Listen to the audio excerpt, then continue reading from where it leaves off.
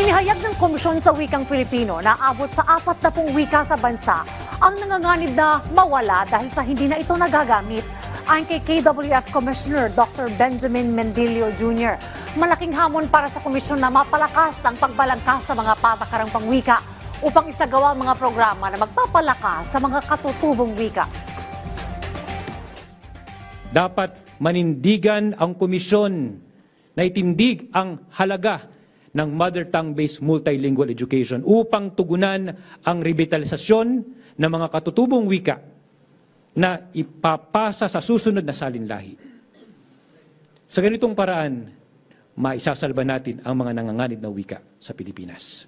Ipagmalaki po natin ang ating wika dahil ito'y simbolo ng ating pagiging Pilipino. Higit sa lahat, ang wika ay hindi lang dapat sinasalita. Ito rin ay nakikita sa gawa. At para sa ating mga Pilipino, lalo na ngayong katatapos lamang ng mga nagdaang bagyo, ang wika para sa atin ay wika ng pagmamalasakit sa kapwa.